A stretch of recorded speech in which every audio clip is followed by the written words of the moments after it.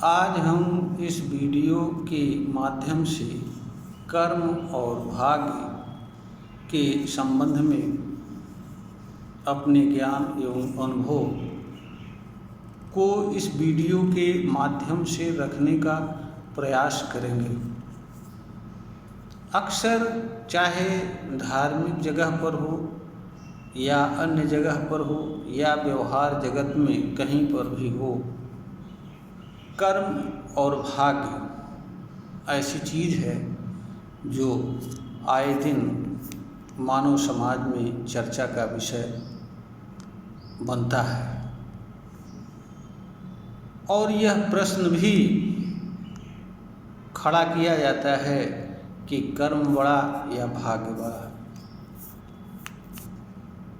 अगर ईमानदारी से देखा जाए तो जो भी चीज़ें मनुष्य के सामने किसी भी रूप में विद्यमान हैं, चाहे वो कर्म हो या मनुष्य का भाग्य हो या कोई अन्य मनुष्य हो, सूरज हो, चाँद हो, हवा हो, पानी हो,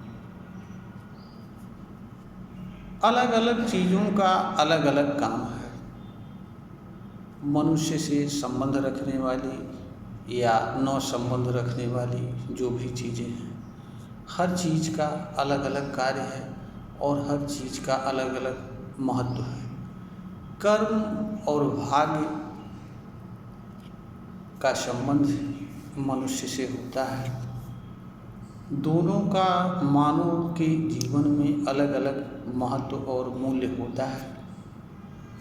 भाग्य कर्म का कार्य नहीं कर सकती और कर्म का कार्य भाग्य नहीं कर सकती, ये भी सच्चाई। तो फिर भाग्य और कर्म में से किसी को बड़ा या छोटा समझना एक प्रकार का मानवीय अज्ञान है। अज्ञान मनुष्य को संकट में डालता है, सत्य से दूर रखता है और मनुष्य का सत्य से दूर न रहना ही मनुष्य के दुखों का कारण होता है।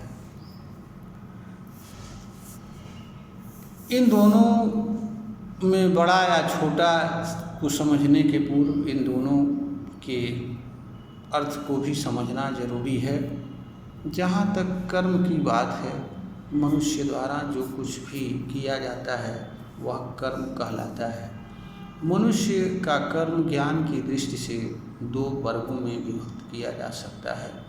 मनुष्य द्वारा अंतः रूप से किया जाने वाला कार्य और दूसरा बाह्य रूप से सोचना, विचारना, किसी चीज़ पर निर्णय लेना, यह सब मनुष्य के अंतः कर्म होते हैं।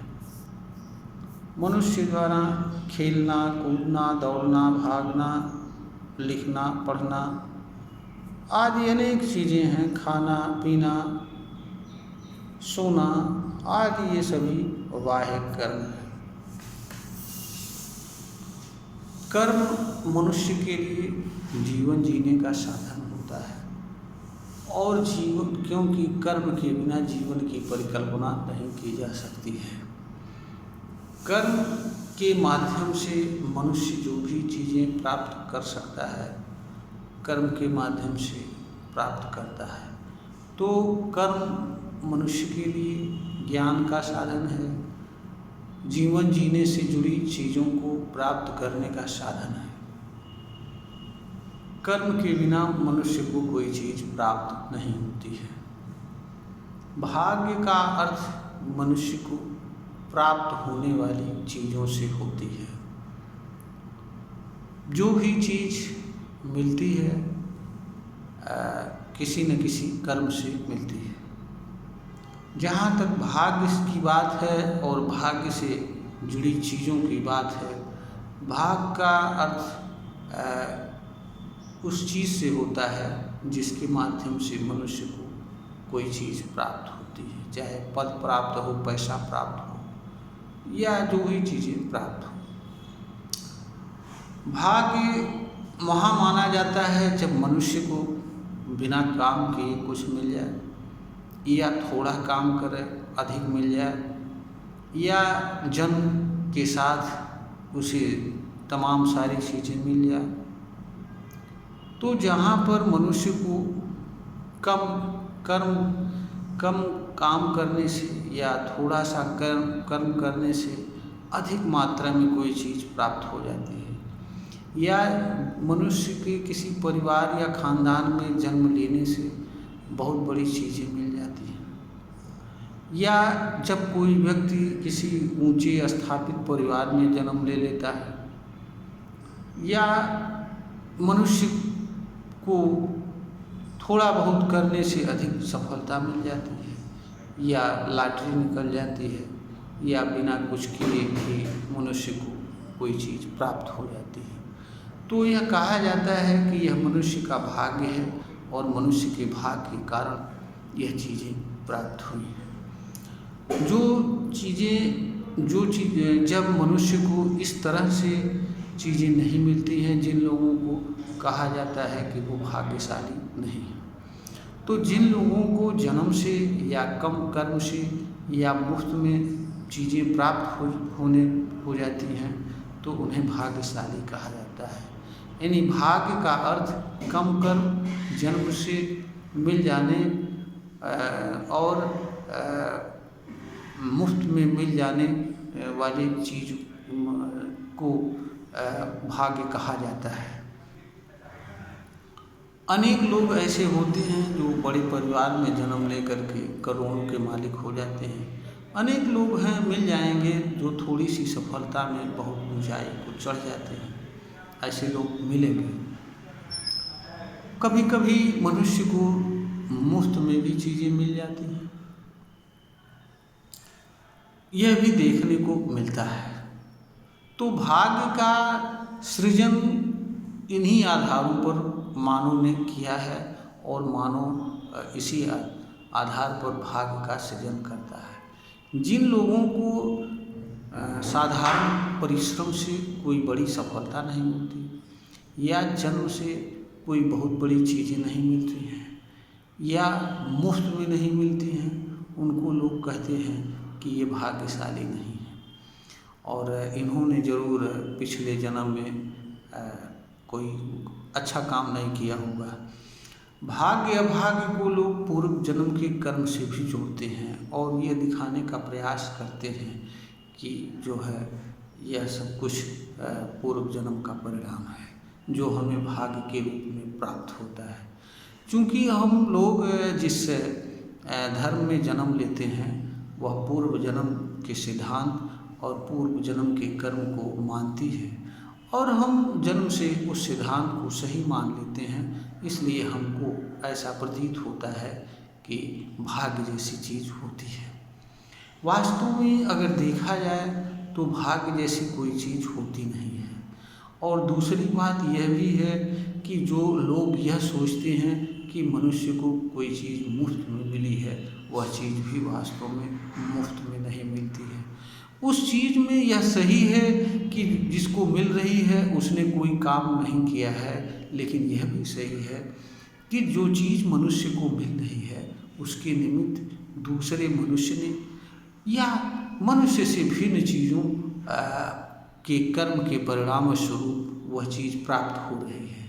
जैसे हवा, पानी, सूर्य की रोशनी, आज तमाम चीज़ें प्रकृति में विद्यमान असंख्य चीज़ें मनुष्य को बिना कुछ दिए उसके सामने विद्यमान हैं और मनुष्य उपयोग करता है, यह सही है।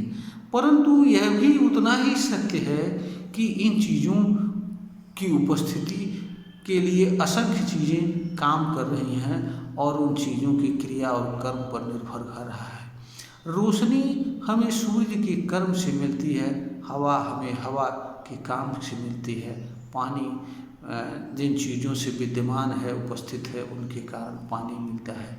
तो ऐसा नहीं है कि जो भी चीज़ें हम मुफ्त में पा रहे हैं वह हमें मुफ्त में मिल रही हैं, उनमें भी उन चीज़ों का आधार भी कर्म है। यह अलग बात है कि उन चीज़ों में हमने कोई कर्म नहीं किया है।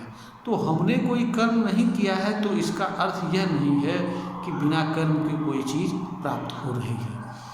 इसी तरीके से जब कोई व्यक्ति बड़े घर में जन्म लेता है, ऊंचे कुल में, तो उसके जन्म के साथ उस सारी चीज़ें जुड़ जाती हैं वास्तव में यह सही है कि आप जन्म ले रहे हैं, आपने कुछ नहीं किया, जन्म लेने मात्र से पा रहे हैं, लेकिन उस चीज़ की उपस्थिति के लिए उस परिवार के, उस खानदान के लोगों ने अथक परिश्रम किया है, उन चीज़ों को अपने कर्म के माध्यम से हासिल किया है। इसलिए यह कहना कि यहाँ कोई व्यक्ति जन्म से मुफ्त में कोई चीज़ पा रहा है बिना कोई कर्म किए, यह भी असत्य बात है। यानी यहाँ भी मनुष्य को कर्म से मिल रहा है। इसी तरीके से अगर किसी व्यक्ति को कोई इनाम प्राप्त होता है या कोई चीज़ नहीं किया है तो भी मिल रही है, तो भी जो भी चीज़ मनुष्य को मुफ्त में किसी व्यक्ति के द्वारा बिना कुछ किए दी जा रही है, तो उस चीज़ के उपस्थित होने में भी किसी का कर्म है। यह अलग बात है कि जिस व्यक्ति ने को मिल रही है उसने कोई कर्म नहीं किया है। तो स्थिति यह है कि कोई भी चीज़ बिना कर्म के नहीं है, चाहे किसी भी रूप में किसी मनुष्य को कोई चीज़ प्राप्त हो रही हो। जहाँ तक कम परिश्रम की बात है, कम परिश्रम से अधिक सफलता को भी लोग भाग्य से देखते हैं। यहाँ भी व्यक्ति कर्म कर रहा है, यहाँ भी व्यक्ति को बिना कर्म किए हुए कोई चीज़ नहीं प्राप्त हो रही है। कहने का अर्थ यह है कि कोई भी चीज़ मनुष्य को किसी भी रूप में प्राप्त होती है, वह बिना कर्म के नहीं प्राप्त होती है। यानी कोई भी चीज़ बिना कर्म के मनुष्य को प्राप्त होने वाली नहीं होती है। यह एक सच्चाई है, इस सच्चाई को हर किसी को समझना चाहिए। हाँ, एक जो सबसे जटिल प्रश्न ये आता है मनुष्य के सामने कि एक ही काम को करते हुए अलग अलग मनुष्य अलग अलग परिणाम को प्राप्त करते हैं। इस पर अधिकतर लोगों को भाग्य से जोड़ते हैं। वास्तव में यहाँ भी भाग्य जैसी कोई बात नहीं होती है। होता यह है कि व्यक्ति जरूर अलग अलग कर्म करते हैं, परंतु अलग अलग लोगों के कर्म करने की परिस्थितियाँ, तौर तरीका और दशा अवसर अलग अलग होते हैं और अलग अलग व्यक्ति अलग अलग भाव से, विचार से कर्म को करता है। तो जहाँ पर इतनी विषमताएं होती है, वहाँ पर कर्म से परिणाम का विषम होना भी संभव होता है। दूसरी चीज़, बहुत सारे कर्म ऐसे होते हैं जो इनसे प्राप्त होने वाला फल, जैसे प्रतियोगी, वह दूसरों के द्वारा मूल्यांकन पर निर्भर करता है। हर मूल्यांकनकर्ता के मूल्यांकन का तरीका भी अलग अलग होता है। कहीं कोई व्यक्ति आपके काम से संतुष्ट होता है और कहीं असंतुष्ट नहीं होता है। तो कोई भी, जहाँ तक परीक्षा की बात है, कोई ऐसा परीक्षा नहीं है जो मनुष्य के हर कर्म का ईमानदारी से मूल्यांकन कर सके। तो यहाँ भी मनुष्य द्वारा किए जाने वाले कर्म के परिणाम में विषमता होना स्वाभाविक सी बात है। तो मनुष्य को कर्म के आधार पर जो परिणामों में, कर्म के माध्यम से मिलने वाले परिणाम में जो भिन्नता आती है, उसमें भी मनुष्य का कोई दोष नहीं होता है और इसके अनेक कारण होते हैं।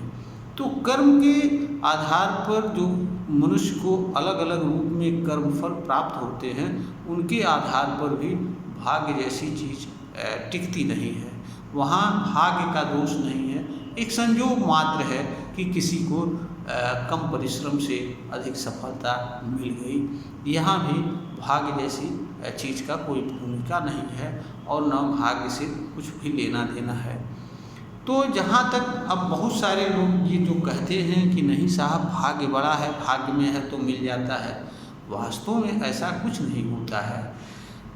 हाँ, किसी को जन्म से जुड़ने वाली चीज़ें प्राप्त हो जाए, ये एक संयोग की बात है, क्योंकि जन्म और मृत्यु पर मनुष्य का नियंत्रण नहीं होता है। मनुष्य केवल जीवन जी सकता है, लेकिन वो किस परिवार में जन्म लेगा, कहाँ जन्म लेगा, इस पर किसी का कोई नियंत्रण नहीं होता है। तो जिन चीज़ों पर नियंत्रण नहीं होता है, उनके आधार पर किसी चीज़ का निर्धारण करना एक प्रकार की मूर्खता है। जन्म एक प्रकृति में होने वाली एक शाश्वत प्रक्रिया का परिणाम है। इसमें मनुष्य की एक भूमिका होती है, स्त्री पुरुष संसर्ग करते हैं और बच्चा जन्म लेते हैं। चूँकि हर बच्चा अलग अलग परिवार में जन्म लेता है, अलग अलग परिवार की स्थिति अलग अलग होती है, इसलिए उसके जन्म के साथ जुड़ने वाली चीज़ें अलग अलग होती हैं। इसमें व्यक्ति का जन्म लेने वाले बच्चे का कोई दोष नहीं होता है और इसके आधार पर हम किसी को भाग्यशाली और किसी को अभाग्यशाली नहीं कह सकते हैं। वास्तव में भाग्य होता ही नहीं है। फिर भी अगर हम भाग्य को मान भी लें तो भी जहाँ तक भाग्य बड़ा है, कर्म बड़ा है, एक तो पहली बात ये है कि दोनों का कार्य अलग अलग है, दोनों एक नहीं है, दोनों का महत्व अलग अलग है। किसी को भाग्य स्वरूप मिल जाए, उपयोग करने में कोई बुराई नहीं है, लेकिन अगर किसी को मुफ्त में नहीं मिल रहा है तो इसका अर्थ ये नहीं है कि वो गलत है और उसने पिछले जन्म में कोई गलत किया है। इसमें दोष उसका नहीं है, दोष हमारी सामाजिक व्यवस्था का है, जिसमें हम किसी को छोटा बड़ा और उस स्थिति का है कि जिसमें कुछ लोग अपनी शक्ति का या बुद्धि का उपयोग करके भौतिक साधनों पर अधिक मात्रा में कब्जा कर लेते हैं और कब्जा करने के कारण उनकी स्थिति अलग हो जाती है और उनके घर जन्म लेने वाले बच्चे की स्थिति अलग हो जाती है। वास्तव में इसमें किसी बच्चे का कोई दोष नहीं है, यह दोष मनुष्य के मूर्खता का दोष है कि वह संसाधनों पर कब्जा करता है और कब्जा करके तमाम लोगों के अवसरों को सीमित कर देता है। तो यहाँ भी ऐसी कोई बात नहीं है। रही बात कर्म की, तो कर्म के बिना तो कोई चीज़ मिलता ही नहीं है। तो जब कर्म के बिना कोई चीज़ नहीं मिलता है तो जहाँ तक भाग्य और कर्म में श्रेष्ठता की बात है तो श्रेष्ठ कर्म होता है, क्योंकि जो चीज़ किसी चीज़ का प्रदाता होता है वही श्रेष्ठ होता है और प्राप्त होने वाली चीज़ नहीं श्रेष्ठ होती है। तो भाग्य का आधार भी कर्म ही होता है। यह अलग बात है कि मनुष्य को दिखाई देता है कि जो भाग्य स्वरूप मिल रहा है उसमें नहीं, उसमें उसका कोई योगदान नहीं है या उसने कोई कर्म नहीं किया है, लेकिन किसी न किसी दूसरे मनुष्य का या मनुष्य भिन्न चीज़ों का उसमें योगदान है और वह चीज़ दूसरे मनुष्य या मनुष्य भिन्न चीज़ों के कर्म का परिणाम है। जब संपूर्ण यूनिवर्स में हर चीज़ कर्म का ही परिणाम है, भाग्य भी कर्म का ही परिणाम है, तो भाग्य कर्म से कैसे श्रेष्ठ हो सकता है, इस बात को हर कोई बड़े सावधानी से समझ सकता है। तो जहाँ तक ये लोगों के दिमाग में एक अज्ञान भरा हुआ है कि नहीं साहब भाग्य बड़ा होता है, भाग्य बड़ा नहीं होता है, बड़ा कर्म होता है। और कर्म बहुत सारे उदाहरण हैं और जहाँ तक बड़े बड़े लोग हुए हैं, बड़े बड़े महान लोग, उन्होंने वर्तमान जीवन में ही अपने कर्म से जो ऊंचाई छुआ है, प्राप्त किया है, वो किसी भाग्यवादी ने नहीं प्राप्त किया है। चाहे बिजनेस के क्षेत्र में हो, चाहे बड़े बड़े कंपटीशन का क्षेत्र हो, चाहे ज्ञान का क्षेत्र हो, जो लंबी लंबी ऊंचाइयों को लोगों ने भाग्य के सहारे नहीं छुआ है, क्योंकि भाग्य तो एक बार आपको कुछ चीज़ दे लेता है, उसके बाद उस चीज़ को बनाए रखना, उसका उपभोग करना उस रूप में भी आपके कर्म पर निर्भर करता है। कोई आदमी भाग्य के सहारे बहुत बड़ा बिजनेसमैन नहीं हुआ, बहुत बड़ा कुछ पद नहीं पाया और किसी देश का राजा महाराजा नहीं बना। जो भी कर्म के सहारे लोग इतनी बड़ी बड़ी ऊंचाइयों को छुए जिसके बारे में उस समय तक किसी के द्वारा परिकल्पना नहीं की गई थी। आज हम जहाँ मानव जात खड़ी हुई है, चाहे वो विज्ञान का क्षेत्र हो, चाहे धर्म का क्षेत्र हो, वह सब कुछ कर्म पर है। कर्म से मनुष्य को, मानव जात को प्राप्त हुई है, भाग्य से नहीं प्राप्त हुई है। भाग्य से मिल जाए, उपयोग करने में कोई बुराई नहीं है, लेकिन यह कहना कि भाग्य कर्म से बड़ा है, इससे बड़ी मूर्खता हमारे समझ से और कुछ नहीं हो सकती है। कर्म वह चीज़ है, वह साधन है जिसके माध्यम से मनुष्य कहीं से चल करके ऊंचा से ऊंचा स्थान प्राप्त कर लेता है। इतिहास के पन्नों में जितने बड़े बड़े लोग हुए हैं, जितनी महान विभूतियाँ हुई हैं, वो साधारण से परिवार में जन्म लेकर के और ऐसी ऐसी ऊंचाई को प्राप्त की जहाँ तक उस समय तक किसी ने नहीं प्राप्त किया है। तो कर्म महान है, बड़ा कर्म है, भाग्य नहीं है। अगर किसी को यह लगता है कि नहीं भाग्य महान है, तो उन्हें कर्म के महत्व के बारे में पता नहीं है, या उन्हें अपने कर्म पर भरोसा नहीं है, या वो अकर्मण्य हैं, या वो कर्म के बारे में जानते नहीं हैं, कर्म की महत्ता के बारे में नहीं जानते हैं, या ऐसे लोग मुफ्त की रोटी खाने वाले होते हैं कि हराम का मिल जाए तो और वो उसको खा करके दूसरों को चिढ़ाने का कार्य करें कि नहीं साहब मैं बड़ा भाग्यशाली हूँ क्योंकि हमें तो यह मुफ्त में मिल गई है। जो कर्म योगी होते हैं, जिनको कर्म पर भरोसा होता है, उन्हें भाग्य की कोई ज़रूरत नहीं होती है, क्योंकि वो कर्म के सहारे उस ऊंचाई को प्राप्त करते हैं जहाँ भाग्यवादियों की पहुँच तक नहीं होती है, और भाग्यवादी सोच विचार भी नहीं सकते हैं कि उस ऊंचाई तक पहुँच सकते हैं। तो हर हालत में भाग्य भी कर्म पर आधारित होता है। अगर आप पूर्व जन्म के कर्म से जोड़ते हैं कि मनुष्य को इस जीवन में भाग्य स्वरूप जो कुछ मिल रहा है वह पूर्व जन्म का कर्म है, तो वहाँ भी तो कर्म ही आता है, वहाँ भी तो श्रेष्ठता कर्म की होती है। इन्हीं कर्म के बिना भाग्य जैसी चीज़ का कोई उत्पत्ति ही नहीं होता है। कर्म के आधार पर ही भाग्य का निर्माण होता है, और भाग्य से जुड़ी चीज़ें मनुष्य को कर्म के आधार पर ही प्राप्त होती हैं। यह अलग बात है कि कर्म किसी और ने किया हो, या कर्म भाग्य स्वरूप चीज़ को पाने वाले व्यक्ति ने किया हो, लेकिन कर्म तो होता है। बिना कर्म की कोई चीज़ मनुष्य को प्राप्त नहीं होती है, चाहे वो कर्म मनुष्य के पूर्व जन्म का हो, चाहे उसके परिवार का कर्म हो, चाहे मनुष्य से भिन्न किसी अन्य चीज़ का कर्म हो। मनुष्य को जो कुछ भी प्राप्त होता है किसी भी रूप में, चाहे भाग्य के रूप में, चाहे मुफ्त में, या किसी भी रूप में, वह किसी न किसी कर्म का परिणाम होता है। इसलिए जब बात आती है कि कर्म बड़ा है कि भाग्य बड़ा, तो वहाँ कर्म ही श्रेष्ठ होता है, भाग्य श्रेष्ठ नहीं होता है, क्योंकि कर्म के बिना मनुष्य को कुछ भी प्राप्त नहीं होता है। यह वीडियो ज्ञानवर्धन हेतु बनाई गई है। श्रोता को अगर ज्ञानवर्धन के युग प्रतीत हो तो इसे लाइक करें, शेयर करें और सब्सक्राइब करें, ऐसा हमारा निवेदन हर श्रोतागण से है।